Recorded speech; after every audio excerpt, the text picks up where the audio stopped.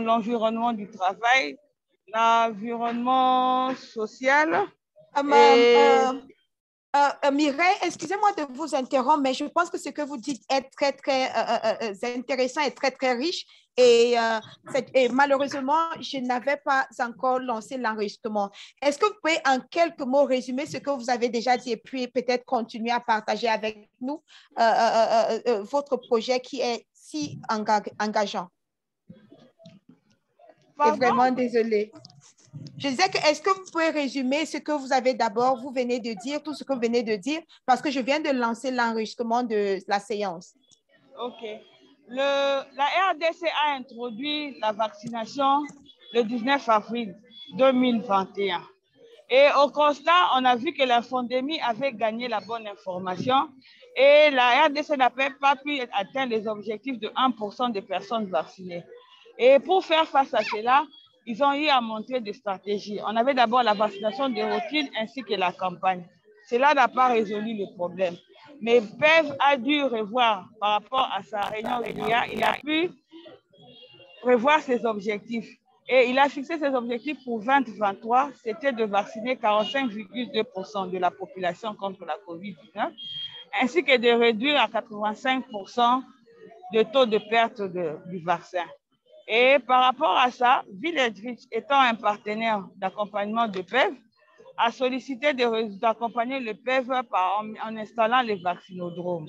Et étant du PEV, PEV m'avait mis en détachement pour Village Reach depuis le 25 octobre, où nous avons commencé à mettre en œuvre le vaccinodrome. Le premier vaccinodrome, nous l'avons installé le 29 novembre 2021. L'objectif était de rapprocher la vaccination du client en tenant compte de son environnement de travail, de son environnement de loisirs. Et les planifications pour la mise en œuvre des vaccinodromes a tenu compte de l'évaluation que PEV avait fait par rapport à la vaccination de routine ainsi qu'à la campagne contre Covid. Par rapport aux résolutions des problèmes, la résolution capitale que PEV et Village Reach ont capitalisé, c'était les vaccinodromes. Et on a installé les vaccinodromes. Depuis qu'on a installé ces vaccinodromes, la couverture vaccinale en personnes vaccinées contre la COVID-19 a fait des progrès en RDC. Et le gouvernement, via le ministère de la Santé, a capitalisé cette initiative. Et c'est comme ça que nous continuons à mettre le vaccinodrome en œuvre. Aujourd'hui, dont je vous parle, je suis sur le dernier site qui a été sélectionné de Kinshasa. Donc, le 4e site qui habitera le 4e vaccinodrome. C'est au niveau de l'antenne de PEV Kin, centre dans la zone de santé d'Ntchibou. Et c'est comme ça que je me suis dit que cette expérience était très capitale, que je puisse partager.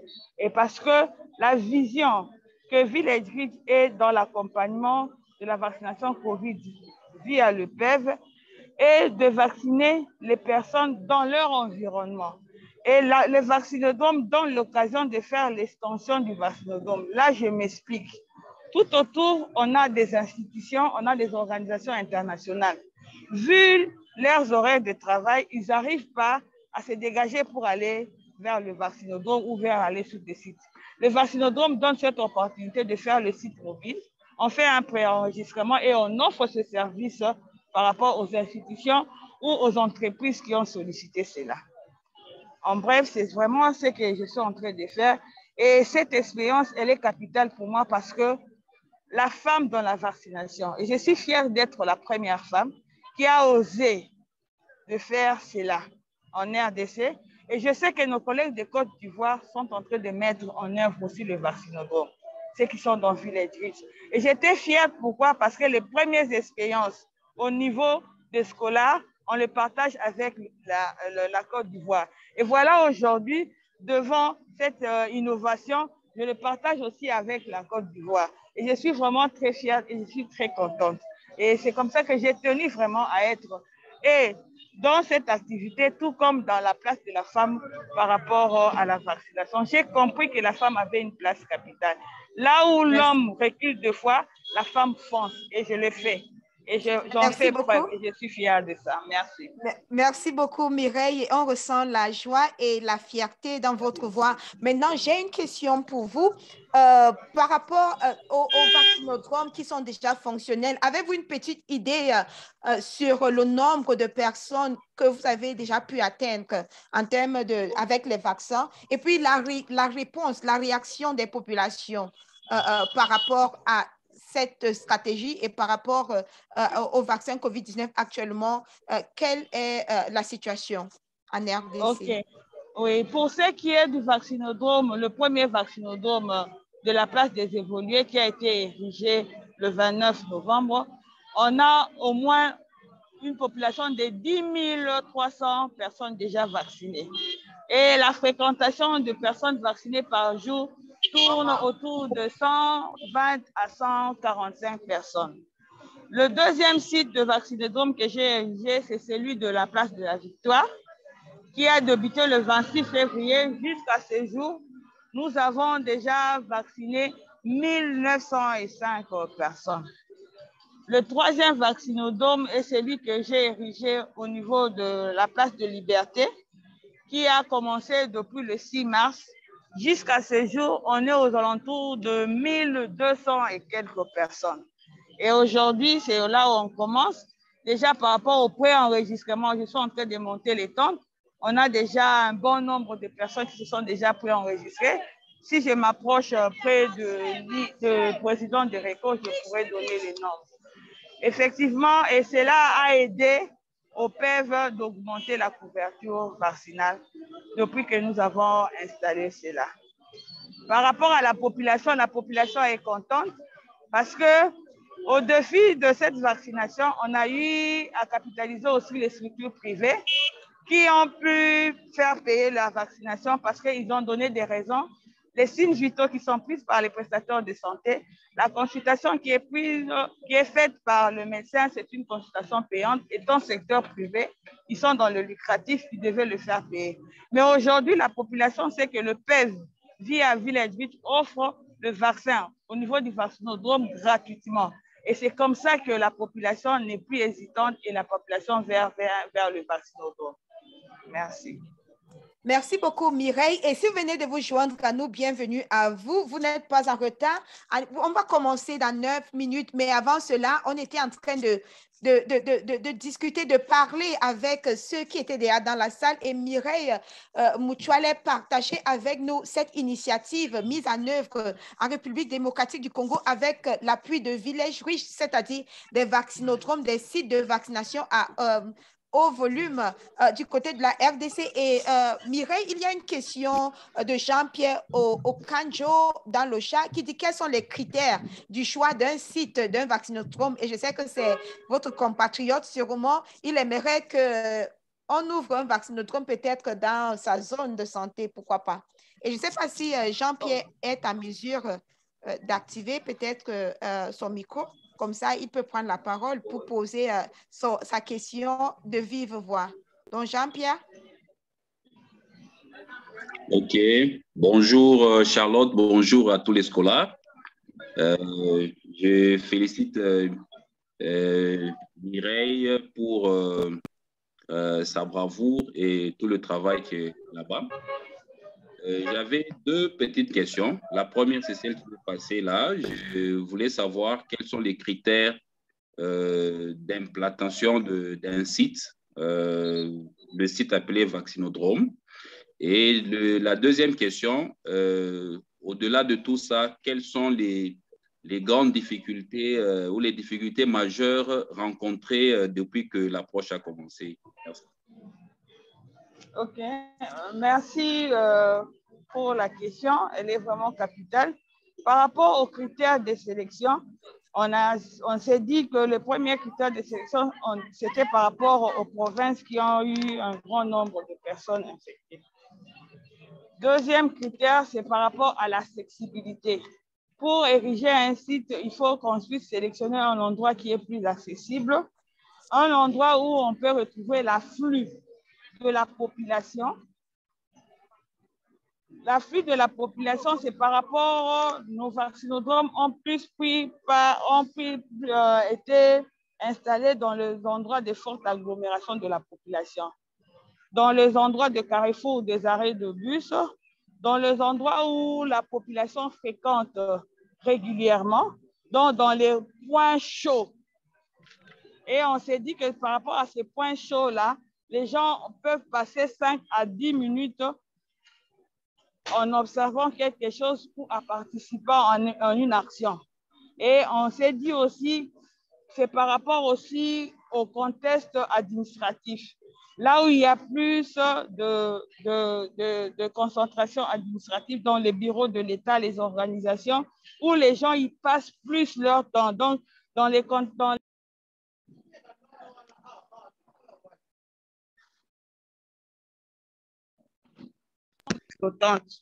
Et ce sont là les critères qui nous ont permis en RDC pour mettre le vaccinodrome. Et surtout aussi, on s'est basé surtout sur les assessments, donc les évaluations qui ont précédé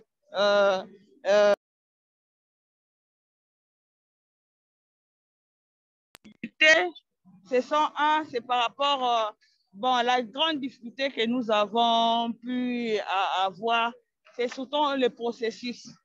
Parce que pour installer un vaccinodrome, il faut d'abord qu'il y ait l'autorisation des autorités.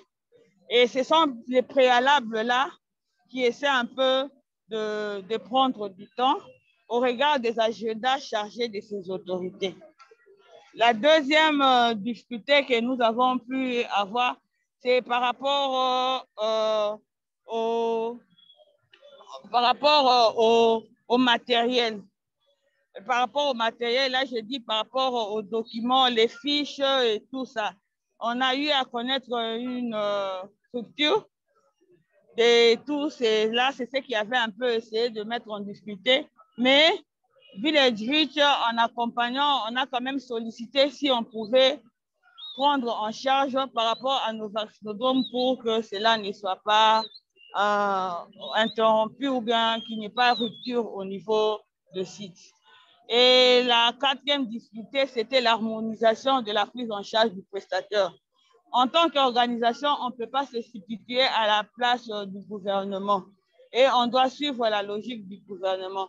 Mais au regard du résultat que nous devons atteindre, il fallait négocier. Il fallait négocier avec le gouvernement et faire voir le pourquoi on veut s'engager à telle chose et pour obtenir le résultat. Et ça, il fallait avoir des capacités de mener des plaidoyers à haut niveau pour que cela soit accepté.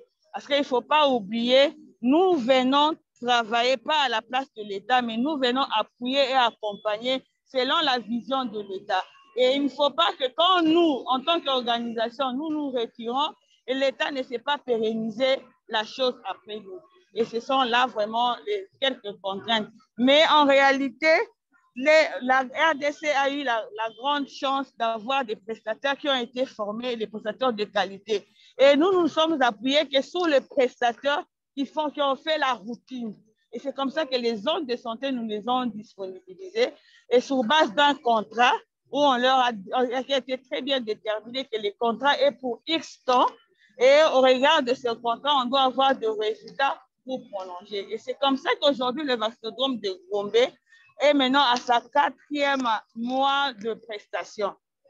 Et en tout cas, on soutient cela par le PEV et on est vraiment content de cet accompagnement et de cette approche que le PEV a accepté et il nous a donné de mettre en œuvre. Merci. Vraiment, merci beaucoup, Mireille, pour ce partage.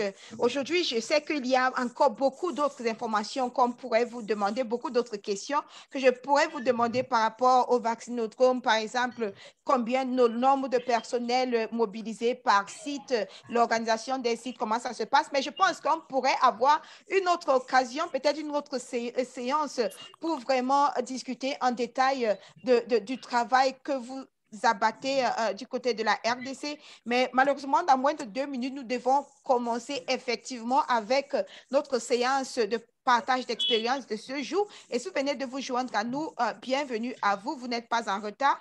On était justement seulement en train de parler avec Mireille et on se retrouvait, elle nous partageait son expérience par rapport à l'installation des vaccinodromes dans des sites de vaccination de haut volume du côté de la République démocratique du Congo. Il y a fils Joseph Bodo qui dit dans le chat vous avez été sur le terrain pendant 2 semaines et vous n'avez pas pu ouvrir votre compte personnel ou accéder au moteur d'idées. Vous avez besoin d'un accompagnement. Donc, Joseph, cette séance aujourd'hui, c'est le partage d'expérience, mais je vous invite demain à midi à 12h de Genève pour la séance de soutien technique. Je vais mettre le lien dans le chat. C'est 30 minutes de temps et pendant ces 30 minutes-là, ensemble avec vous, nous allons vous accompagner jusqu'à ce que vous puissiez accéder dans votre tableau de bord sur Learning.Foundation et puis aussi dans le moteur d'idées pour déposer votre idée. Donc, vous allez seulement cliquer sur le lien que je viens de partager dans le chat pour vous inscrire. Donc, il est 11h à Genève et nous allons commencer notre 4e séance de partage d'expérience pour ce cycle d'action complet dans le cadre du mouvement pour la vaccination à l'horizon 2030. Donc, n'hésitez pas à saisir dans le chat votre ville et votre pays. Comme ça, nous saurons d'où vous êtes connectés. Une chose, c'est si vous avez loupé l'une des séances, peut-être la séance de soutien technique d'hier, pour ceux qui n'ont pas encore pu accéder dans leur espace tableau de bord sur Learning.Foundation ou bien dans le moteur d'idées, vous pouvez regarder l'enregistrement de la séance d'hier. C'est disponible sur le canal Telegram, c'est disponible aussi sur YouTube. Et il y a la version qui a faible utilisation de la bande passante, c'est sur notre podcast. Donc, si vous avez un souci de connexion Internet, vous pouvez réécouter les différentes séances à travers notre podcast. C'est la radio à la demande. Je partage le lien pour vous dans le chat. Allez-y, cliquez sur ce lien. Utilisez le lien pour accéder à notre podcast, pour suivre les différentes séances en audio. Et comme je venais de le dire tout à l'heure, si après avoir regardé les séances d'hier, vous avez encore des difficultés pour accéder à votre espace personnel, votre tableau de bord sur Learning.Foundation, joignez-vous à nous demain à 12h de midi pour la séance de soutien technique et ensemble, on va essayer de résoudre votre préoccupation. Je viens une fois de plus de partager le lien dans le chat pour le lien d'inscription. Donc, et n'oubliez pas, nous avons rendez-vous tous les mardis et les jeudis, mardi à 16h, jeudi à 11h de Genève, excusez-moi, de Genève, pour nos séances rapides de partage d'expérience avec le Dr François Gaz et moi-même.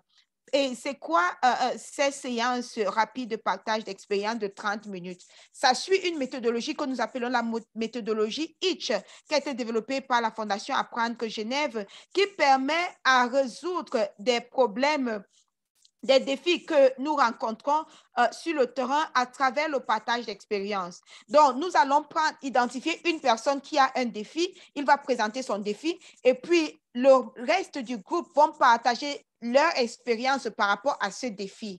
Mais ce qui est très important à noter, c'est dans la méthodologie ITCH, vous n'allez pas dire au propriétaire du défi que voilà ce que tu devrais faire, voilà ce que tu devrais faire, mais vous n'allez pas lui prescrire la conduite à tenir, vous allez plutôt dire ce que vous avez fait dans votre contexte face à ce défi et le résultat que vous avez obtenu.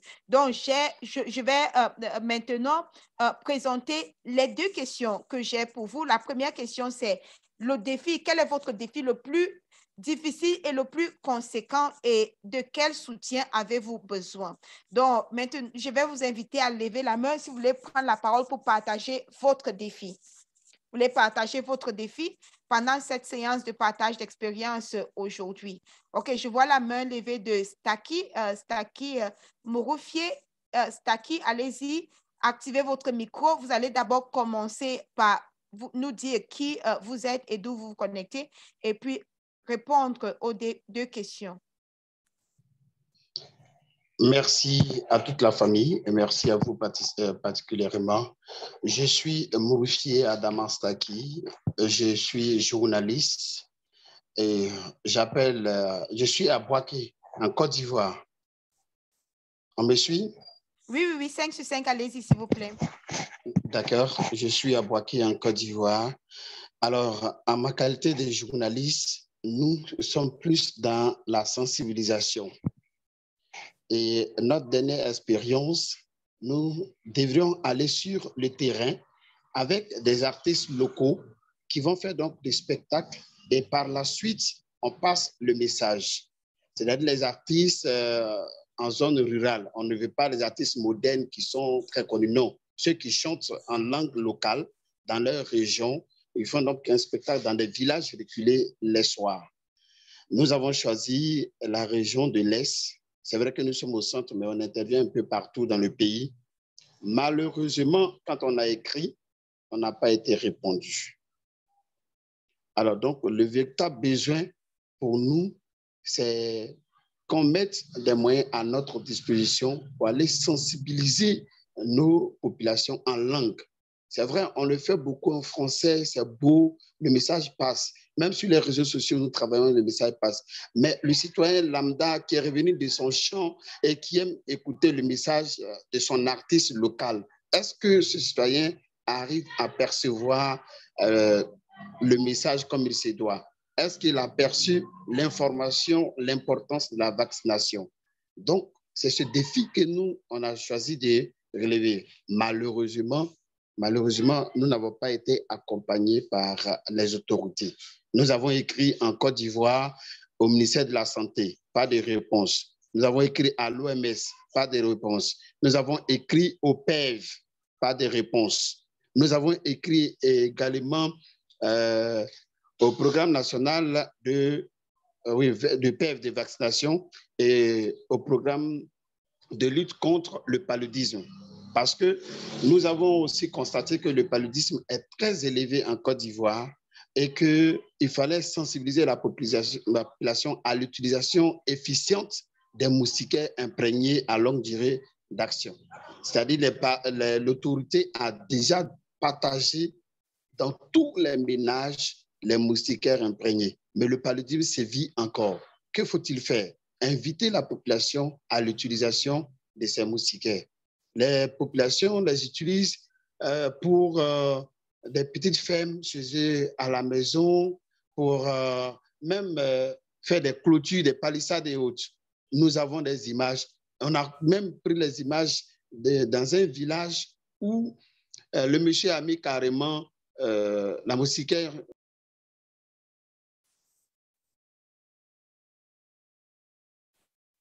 Staki, allez-y, activez votre micro. J'ai vu que vous avez coupé le micro. Staki, votre micro est coupé. Allez-y, activez-le pour continuer.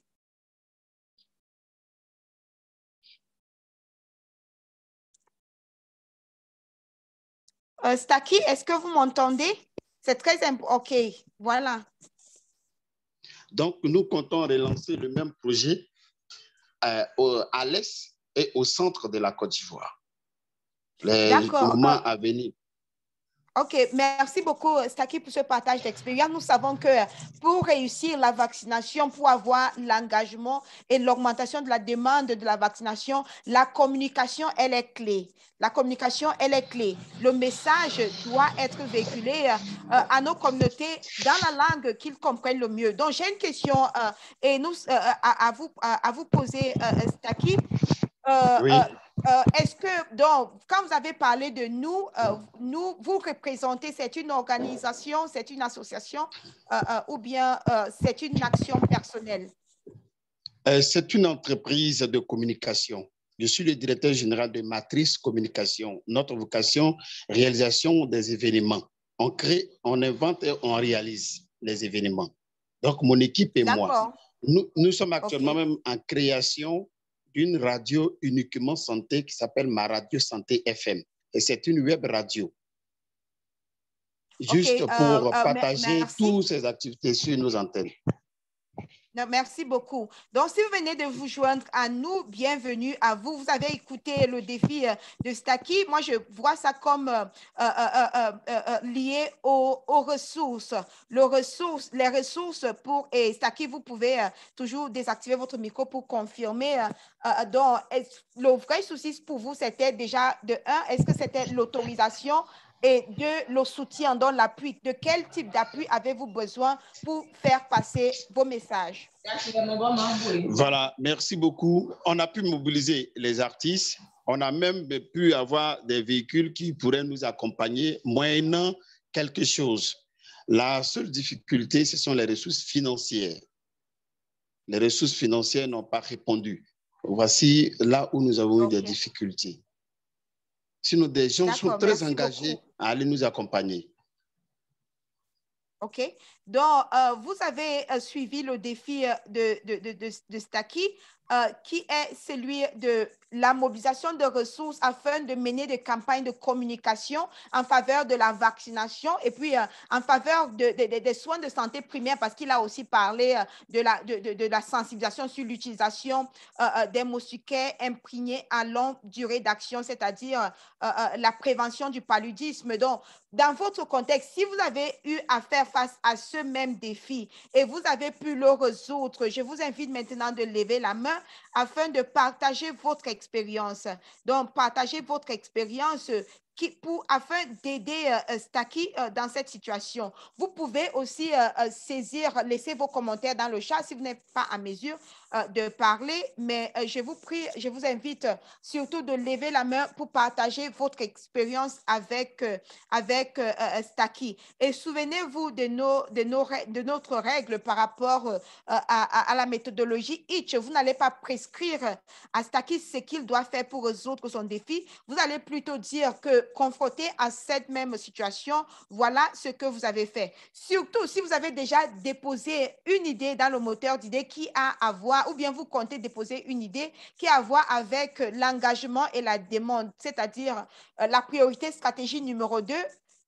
Vous avez, par rapport à comment mobiliser les ressources afin de pouvoir mener des campagnes de sensibilisation en communauté pour atteindre une adhésion des populations, les faire adhérer à la vaccination. Je vois Denise Katunga qui dit content d'être avec vous, mais je n'écoute pas. Donc, problème de son. Si vous avez un problème de son, vous devez faire une chose, je suis que vous n'entendez pas, mais j'espère que vous voyez quand même l'écran. Donc, vous devez faire deux choses. Cliquez sur cette icône des écouteurs en bas de votre écran, rejoindre l'audio. Et puis, deuxième chose, appeler en utilisant Internet. J'espère que vous allez réussir à activer le son sur votre appareil afin d'écouter tout ce qui est dit. OK, je vois la main levée de Fatoumata Bintabari. Fatoumata, allez-y, activez votre micro. Voilà, vous avez la parole. Et si vous pouvez commencer d'abord par vous présenter. Bonjour tout le monde, c'est Bari Fatoumata Binta depuis Guinée-Conakry. Je suis médecin dans un centre de santé de la place. Allô? Oui, allez-y, nous vous écoutons. D'accord. Pour notre cas, nous avons eu des réticences, surtout avec la venue de la COVID. Les gens avaient diminué les gens qui venaient pour la vaccination. Il y avait une diminution totale des mamans, les gens qui venaient pour la vaccination. Mais en collaboration avec notre agent PEV, nous avons mis en place une stratégie de rappel. Et cette stratégie était basée sur, entre autres, notre agent PEV on s'est dit de chercher un petit téléphone. Pour aller brièvement, on s'est dit de chercher un petit téléphone de chaque lundi, parce que c'est les lundis et les vendredis qu'on avait beaucoup plus de gens qui venaient pour la vaccination, penta, rougeole et ainsi de suite.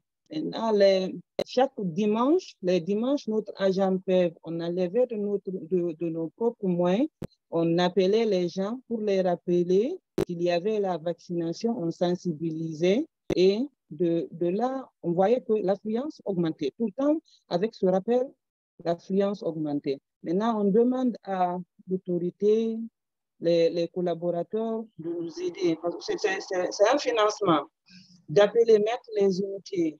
Et on a un manque aussi comme l'a rappelé notre collègue journaliste de la Côte d'Ivoire, on a des soucis aussi de sonorisation, parce que si on avait des sonorisations, des microphones, on appelle à une mobilisation, on part dans les quartiers, rappelant les gens que c'est le moment de la vaccination.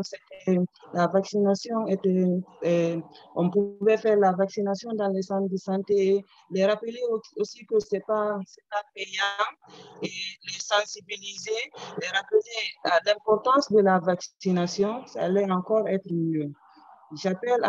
C'est juste un rappel des autorités qui nous aident du côté financier et d'équipement aussi. Allô? Fatoumata, merci pour le partage d'expérience. Avez-vous réussi?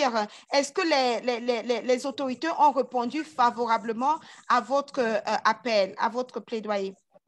Non, jusque maintenant, c'est notre agent PEV avec la collaboration de la chef de centre qui mettent des unités pour rappeler les gens. Jusque maintenant, nous n'avons pas de réponse et il n'y a pas de réponse jusque maintenant. Et même par rapport à notre réfrigérateur là, qui concerne les vaccins, il n'y a pas de... Les agents, les superviseurs, ils viennent juste voir s'il y a la présence des vaccins, mais l'alimentation du réfrigérateur, parce que c'est un panneau, ils doivent venir quand même tous les 6 mois ou 3 mois, venir vérifier si l'alimentation est exacte, si le panneau fonctionne, venir nettoyer le panneau, mais ce n'est pas le cas. Ok, merci beaucoup Fatoumata. Donc, selon, vous avez le même défi que Staki? Oui, bien sûr que oui. Ok, mais ce que vous avez déjà réussi à faire, c'est que vous avez quand même parlé avec votre chef de centre qui est en train de financer en vous donnant des unités pour pouvoir appeler et sensibiliser les populations par rapport à la vaccination. Donc, oui.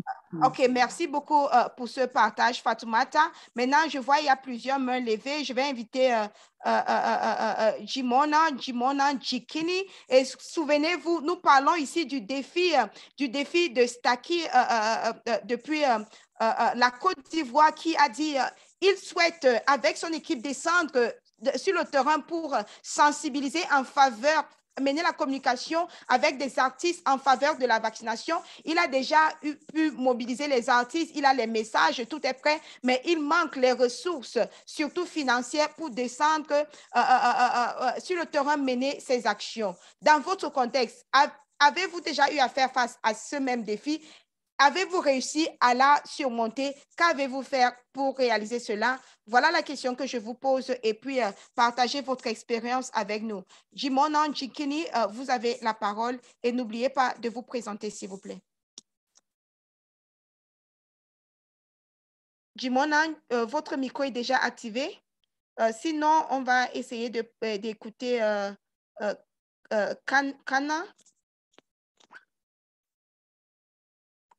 Donc, je vois que Jimona... Oui, OK, bonjour, Kana. Bonjour, Kana. Allez-y, vous avez la parole et s'il vous plaît, présentez-vous d'abord. Moi, c'est Etena Kamanana. Je suis sage-femme de santé publique à la division de l'immunisation au Togo. En fait, c'est pour partager une expérience avec vous par rapport à la vaccination de routine.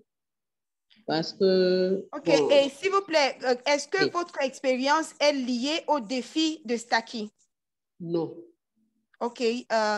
Donc, si vous permettez, je vais vous prier de patienter comme ça parce qu'on veut les idées qui sont à voir avec le défi comment mobiliser les ressources pour la communication en faveur de la vaccination. Donc, si vous avez des pratiques ou bien des idées qui peuvent permettre à Staki de résoudre son défi, on va aller vers Lyon.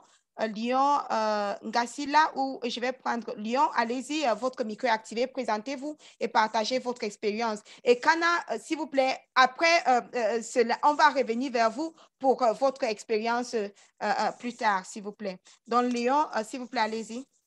Et merci beaucoup, Charlotte. Moi, c'est Léon Gassila. Je suis médecin de formation. Je suis chef de bureau information sanitaire, recherche et communication d'EPS Kasaï en RDC.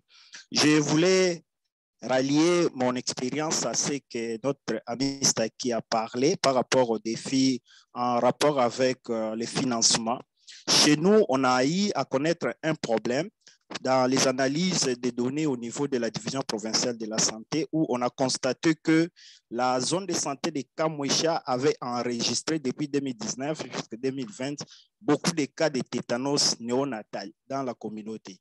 Et étant donné qu'on n'avait pas assez de moyens pour mener les enquêtes ou bien avancer avec les investigations, nous sommes allés sur le terrain. Et arrivé sur le terrain, on a fait l'investigation. On a constaté qu'il y a eu beaucoup de cas d'accouchement qui s'est passé au niveau de la communauté. Et qui dirigeait ces accouchements, c'était des matrones.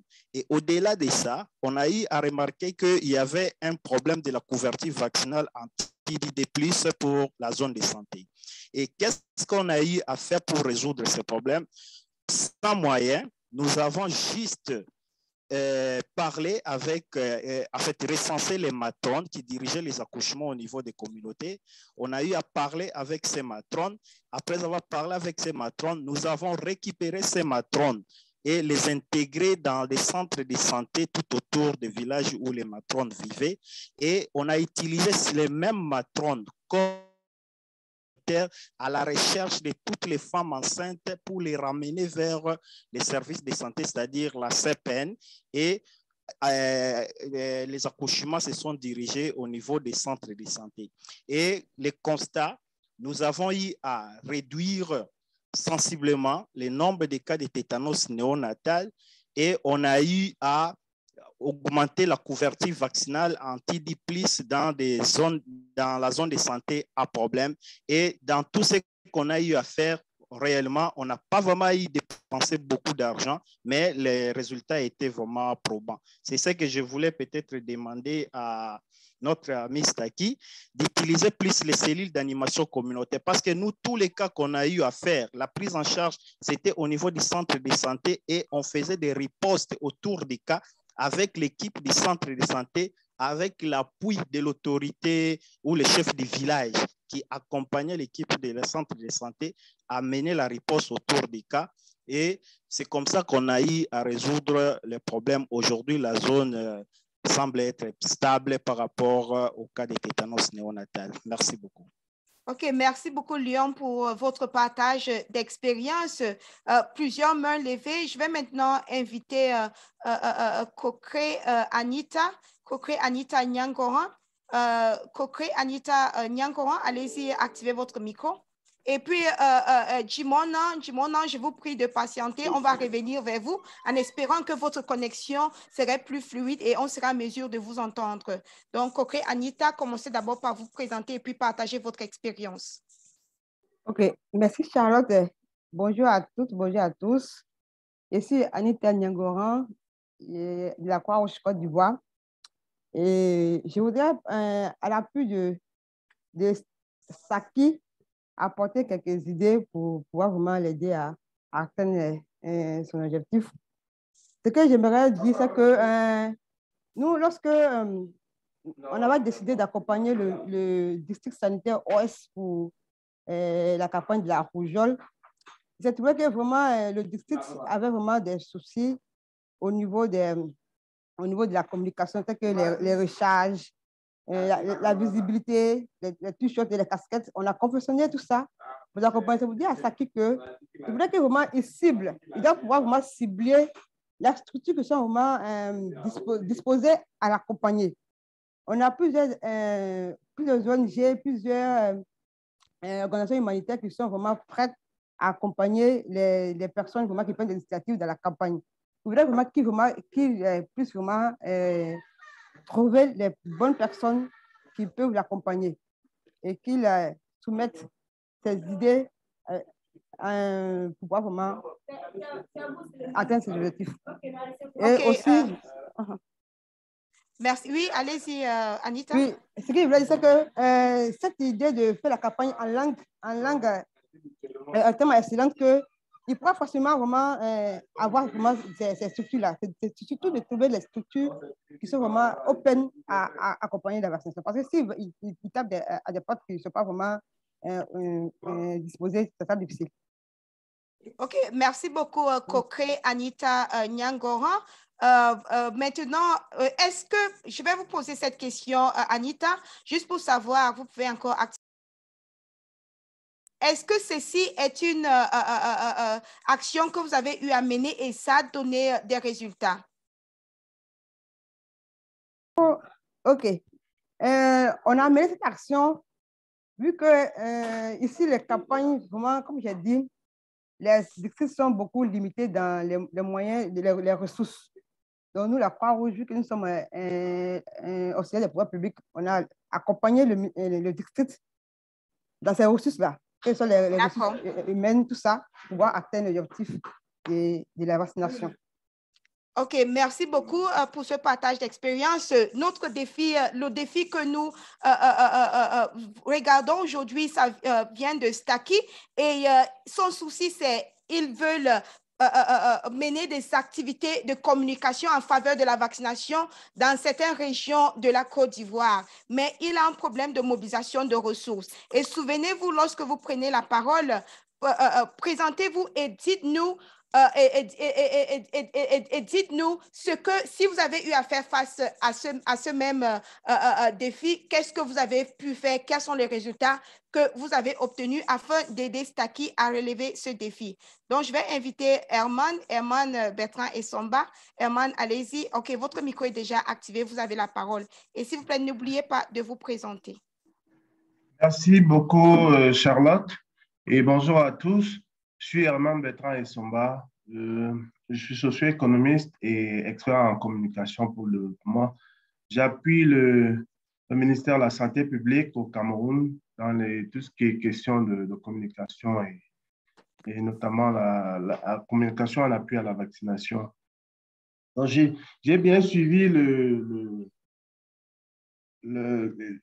l'idée, enfin le souci de Staki, que je félicite déjà parce que l'initiative qu'il a proposée, l'initiative qu'ils ont proposée est une initiative qui vient d'une volonté de la communauté de participer à résoudre un problème qui est vraiment réel.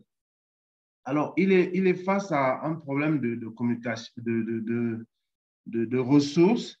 Nous également, au Cameroun, on a eu à être face à ce type de situation et on voulait mener des activités au niveau local pour effectivement passer le message par rapport à la vaccination, l'acceptation de la vaccination. Et l'idée que nous avons eue, c'était d'impliquer au maximum les élites et les élus locaux. Les élus locaux comme les maires, les élites, parce que dans chaque localité, je pense que ça peut être la même chose à Bouaké ou en Côte d'Ivoire. On a quand même des élites au niveau local et des maires qui sont au niveau, qui peuvent agir au niveau local. Ce qui a marché un peu chez nous, je ne dis pas que on a réussi à avoir beaucoup de ressources, mais on a quand même eu la participation qui nous a permis, la participation, on a collecté quelques ressources qui nous ont souvent aidés, ne fût-ce que pour des petites activités et tout ça. Ce qui me paraît essentiel dedans, c'est qu'il faut parvenir à impliquer au maximum les personnes qui se sentent concernées au niveau local, donc très, très proche. Puisque quand on va aller intervenir dans une localité, et surtout que les artistes qu'il veut impliquer sont des artistes locaux, c'est plutôt les élites, les élus locaux qui peuvent être plus sensibles, à mon sens, comme ça a été le cas chez nous. C'est ceux qui se sentent vraiment concernés au plus proche, parce que l'artiste qu'on va prendre, c'est certainement quelqu'un qui est très proche de la communauté. Tout ce qu'on va faire, c'est vraiment circonscrit, si bien que si on ficelle bien le projet, on dit que c'est les enfants de la localité qui sont bénéficiaires, c'est ceci. On a de fortes chances de toucher ces gens qui peuvent arriver à participer un peu. La participation n'est pas la même dans toutes les localités parce que les élites ne sont pas sensibles au même titre, mais c'est déjà quand même une piste que nous avons utilisée ici au Cameroun pour avoir quelques ressources en appui à la vaccination. Merci. OK, merci beaucoup, Herman, pour ce partage d'expérience. Juste une question pour vous. Avez-vous déjà partagé cette idée dans le moteur d'idées? Je n'ai pas partagé cette idée dans le moteur d'idées, mais j'ai partagé une autre qui concerne plutôt l'implication des hommes et femmes des médias dans la vaccination, qui sont des acteurs extrêmement importants. C'est d'ailleurs mon défi aussi de pouvoir engager fortement des gens au niveau de la communauté pour réussir à combattre les rumeurs, les réticences et tout le reste. OK, donc ça, c'est une idée que vous pouvez partager plusieurs idées dans le moteur d'idées. Et donc, ça, c'est une idée que vous pouvez aussi partager dans le moteur d'idées parce que ça peut aider plus qu'une personne. Tout à l'heure, on a constaté que Staki n'était pas le seul à avoir ce défi. Tout à l'heure, nous avons eu Fatoumata qui a dit qu'elle avait le même défi dans son contexte. OK, je vais partager l'idée dans le moteur d'idées. Merci pour la suggestion. Merci beaucoup. Donc, plusieurs mains levées et des commentaires dans le chat. Nous sommes déjà à 31 minutes. Ça veut dire que le temps imparti pour la séance est déjà terminé et vous savez que nous respectons votre temps et nous nous en excusons pour le fait que nous avons dépassé le temps imparti. Mais si vous voulez qu'on écoute encore d'autres expériences, vous savez déjà ce que la question que je vais vous poser, c'est voulez-vous plus de partage d'expérience? Si votre réponse est oui, c'est encore. Donc, je suis contente de voir que Régine Clémence m'a déjà dévancé. Elle a déjà écrit encore dans le chat. Donc, si vous êtes d'accord avec Régine, tapez encore dans le chat. OK, voilà plusieurs personnes. Lisette qui dit oui, Rebecca, Richard, Mohamed Silla. Donc, moi aussi, je suis disponible pendant encore une quinzaine de minutes pour cette séance de partage d'expérience. Donc, je vais me retourner vers une autre personne maintenant qui a la main levée. Nous avons, j'essaye de voir si l'équilibre du genre. Voici. Donc, OK. Donc, je vais inviter Hubert Ngoy. Hubert Ngoy, êtes-vous en mesure d'activer votre micro? Et aussi, il y a Naino Isaka. Naino Isaka, vous avez écrit dans le chat. OK, Hubert, comme votre micro est déjà activé, allez-y. Et puis, par la suite, je vais me retourner vers Naino Isaka. Et n'oubliez pas d'abord de vous présenter.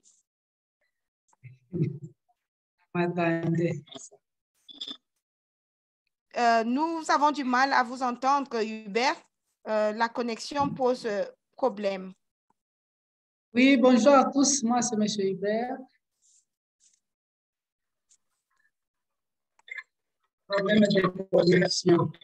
Problème de connexion. Bonjour à tous. Moi, c'est M. Hubert. Je suis le coordonnateur du projet Surveillance à base communautaire et renforcement du PEV systématique dans la province du Haut-Lomami en RDC, avec l'appui de BMGF, Bill Melinda Gates et AFNET, à travers la mise en œuvre de 100 rues, santé pour tous. J'ai une idée que j'avais partagée dans le noté d'idées, c'est par rapport à l'engagement et demande. Ici, nous avons eu un petit problème à partir de 2018, 2016, 2018. On a connu beaucoup de cas de VDPV. Vous m'entendez? Excusez-moi, Hubert, Allô? vous savez que le défi, Hubert, on vous entend, mais le défi que nous voyons, c'est la mobilisation de ressources pour la vaccination. C'est le défi de Staki. Est-ce que votre expérience a trait à cela? Oui, oui, oui. Okay. C'est à partir de là que je vais vous dire qu'est-ce que nous avons fait pour mobiliser les ressources locales. D'accord. Nous avons fait des moyens pour atteindre la communauté à accepter la vaccination et à utiliser les services de soins. Avec ça, nous avons fait comme notre ami qui vient de parler. On a mis en place les comités dans chaque village, en passant par les chefs du village, où on a fait les plaidoyers auprès des autorités locales de chaque village. Et à part ça, nous avons fait l'identification des relais communautaires dans chaque village. Et un relais communautaire qui avait une responsabilité de sensibiliser au moins 30 ménages sur la question d'utilisation des soins, d'utilisation des services de soins, en identifiant, en faisant la recherche active des cas de PFA dans le ménage. Avec ça, cette sensibilisation, ça nous a permis de la participation communautaire de la population dans différentes zones de santé, dont nous avons identifié beaucoup de cas de PFA avec les labos qui nous a permis de faire l'analyse. Depuis 2018 jusqu'à aujourd'hui, on a ramassé beaucoup de cas et on n'a pas encore de circulation des virus dans notre province. Ceci, je voulais dire que c'est avec la communauté, avec l'identification des relais communautaires dans chaque village et cette sensibilisation entre eux-mêmes, ça a permis de communiquer facilement avec la communauté et faire l'acceptation de notre activité par la participation communautaire. Voilà un peu l'expérience que nous sommes en train de faire dans notre province. Okay, merci beaucoup, Hubert Ngoy, pour votre partage d'expérience.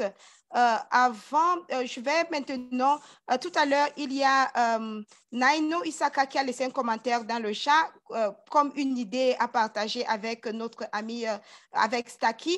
Naino, votre main est levée. Allez-y, activez votre micro. Vous avez la parole. Ok, merci. Bonjour à tous. Bonjour. S'il vous plaît, commencez par vous présenter. D'accord. Moi, c'est Naino Isaka. Je suis consultant SBC au niveau du bureau UNICEF Agadez, c'est au Niger. Donc, je voudrais vraiment saluer le courage et la détermination de notre cher ami Saki qui a partagé son expérience et surtout aussi le défi qui est lié au financement des activités de communication en faveur de la vaccination ou globalement en faveur des activités de la vaccination et de la surveillance, parce que j'ai suivi avec beaucoup d'intérêt beaucoup d'intervenants qui se sont prononcés par rapport à ça et des médecins, des épidémiologistes qui se sont prononcés par rapport à la surveillance des maladies et aussi par rapport à la vaccination. Et surtout que nous sommes depuis pratiquement 2020 confrontés à beaucoup de défis relativement à la pandémie de COVID, où on sait que ça n'a pas été du tout facile en ce qui concerne les activités de vaccination. Donc, j'avais laissé tout à l'heure un commentaire dans le chat pour dire que, parce que je l'ai suivi quand ils disaient qu'ils ont vraiment approché des organisations, et également une dame de la Croix-Rouge qui a également partagé son expérience. Et je voudrais dire que par rapport à cette question, c'est l'UNICEF qui a le lead des activités de communication en faveur de la vaccination d'une manière générale. Donc, je pense que c'est déjà intéressant parce que Et vous savez, j'ai également suivi le dernier intervenant qui a parlé de plusieurs acteurs, plusieurs personnes qui sont impliquées, notamment les relais, les crieurs, ainsi de suite, en fonction en tout cas des pays qui sont impliqués dans cette activité de communication. Et c'est vraiment très intéressant qu'il ait partagé ce défi. Et je pense qu'il devrait faire peut-être une démarche auprès de l'UNICEF au niveau de la Côte d'Ivoire pour voir un peu, parce qu'il faudrait qu'aujourd'hui, nous sommes en train de partir vers l'approche communautaire, le changement de comportement social. Je pense que c'est important qu'il fasse un pas pour vraiment taper à la porte de l'UNICEF pour voir comment est-ce qu'il peut être appuyé pour pouvoir mener des activités. Parce que nous aussi, dans le cadre de nos activités, nous impliquons, au-delà des acteurs traditionnels qui sont les relais, les radios communautaires privées et autres, nous impliquons également des célébrités.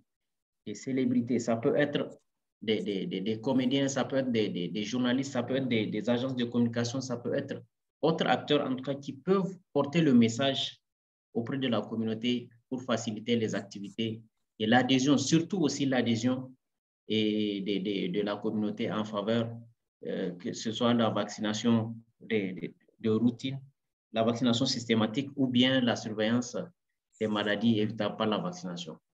Voilà ce que je voulais partager avec. Merci Naino Isaka. Avant que vous ne partez, souvenez-vous, on dit la méthodologie EACH, c'est vous n'allez pas prescrire au propriétaire du défi ce qu'il doit faire, mais ce que vous avez fait dans votre contexte. Naino, je vous invite encore à activer votre micro car j'ai une question pour vous. Vous avez conseillé, vous me disiez, avez-vous déjà eu à approcher de l'UNICEF pour recevoir un accompagnement dans le cadre d'une activité que vous menez en communauté? Comment l'avez-vous fait concrètement? Qui s'en est chargé? Quel était le message que vous avez transmis à l'UNICEF? Je sais que c'est beaucoup de questions, mais si vous pouvez en quelques mots résumer déjà votre expérience et le résultat que vous avez obtenu, ça va beaucoup plus aider notre ami Staki à connaître précisément qui est-ce qu'il devrait se rapprocher, de qui devrait se rapprocher du côté de l'UNICEF et quel message il devait formuler afin de retrouver le soutien ou l'appui dont il a besoin.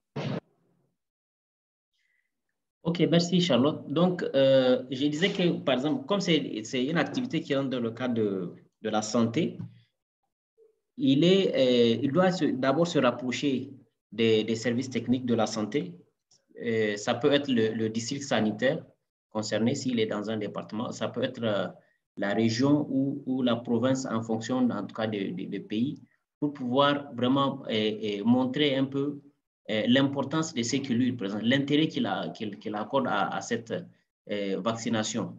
Parce que l'UNICEF accompagne généralement les services techniques étatiques dans le cadre des activités de communication en matière de la vaccination. Donc, c'est à ce titre que lui, on peut peut-être, en ce qui concerne le financement, même pas aller directement, par exemple, au niveau de l'UNICEF, mais surtout travailler avec les services techniques de la santé, ça peut être le district sanitaire, où on peut vraiment collaborer avec lui pour qu'il puisse être un porteur de messages, pour qu'il puisse contribuer à la communication en faveur de la vaccination. OK, merci beaucoup, Naino. Malheureusement, dans moins de 3 minutes, on devrait se séparer parce que nous devons ouvrir la salle pour la séance de partage d'expérience avec les anglophones. Et je dis merci à tous ceux et celles qui ont partagé les commentaires dans le chat. Malheureusement, pas assez de temps pour les lire tous. Et si votre main est levée, et vous n'avez pas pu partager votre idée, je vous encourage d'accéder au moteur d'idées pour y partager votre idée. Et je vais aussi inviter Staki à se rendre dans le moteur d'idées pour il pourrait y... je vais juste partager mon écran, comme ça vous allez voir à quoi ressemble déjà le moteur d'idées. Donc, pour le moment, mon interface est en anglais, mais on peut facilement le changer en français, mais pas problème de temps. Mais vous voyez déjà, il y a plusieurs idées déjà dans le moteur d'idées. vous pouvez toujours choisir, sélectionner par priorité stratégique. Et comme aujourd'hui, nous avons beaucoup plus parlé de la priorité stratégique 2, vous cliquez sur SP2 pour voir toutes les idées qui ont à voir avec l'engagement et la demande. Oui, Reda, je voulais aussi... Oui, Reda.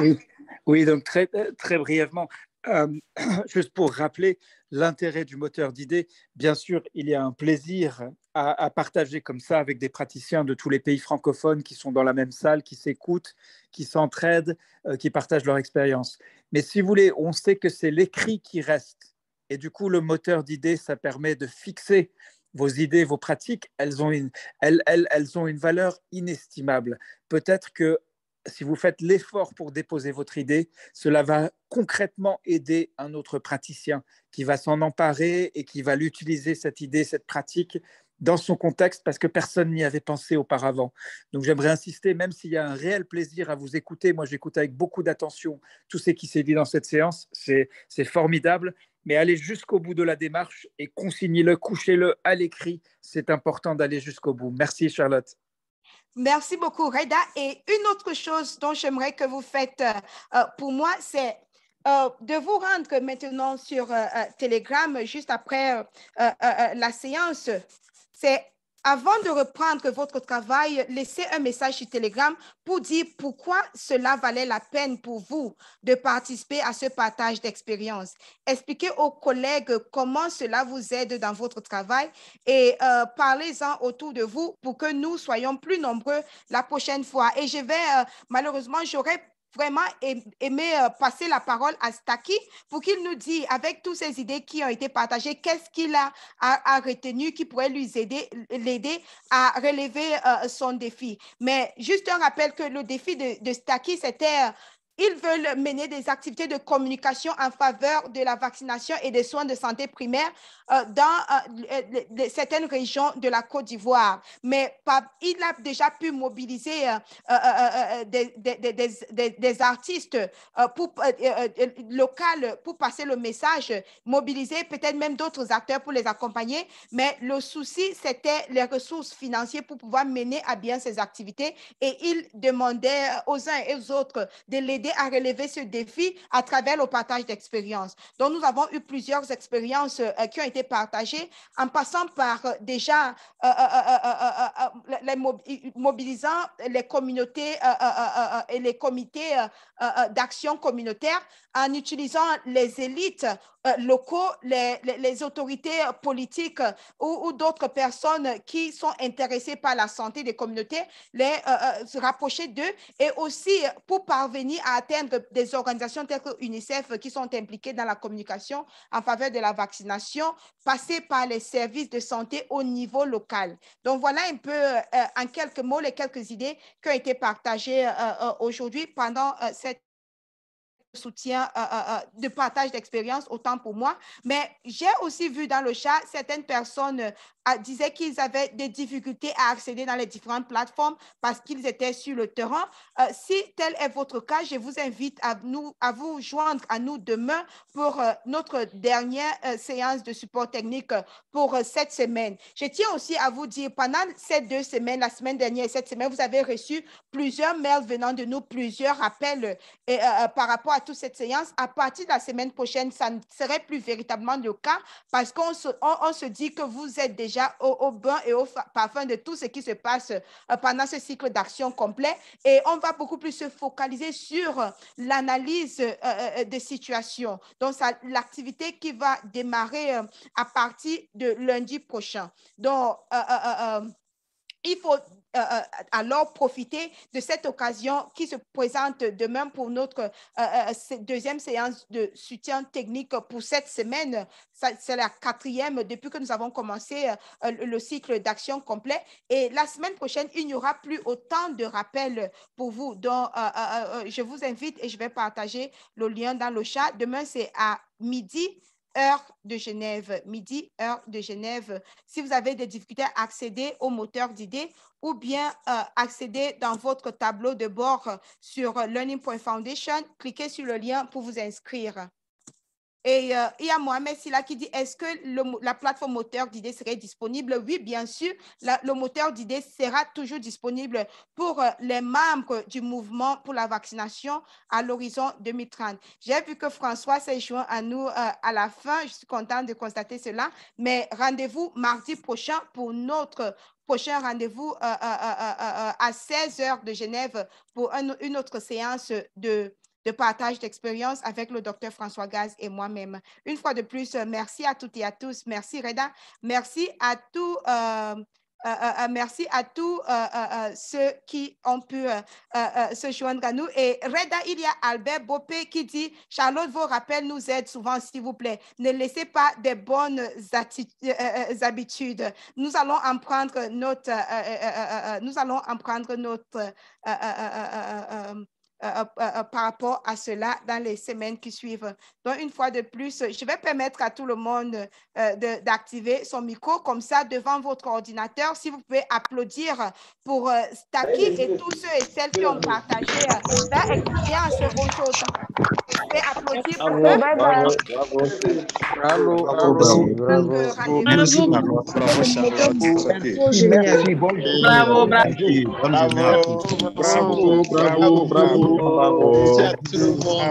à tout le monde. Merci à tout le monde. Merci à tout le monde.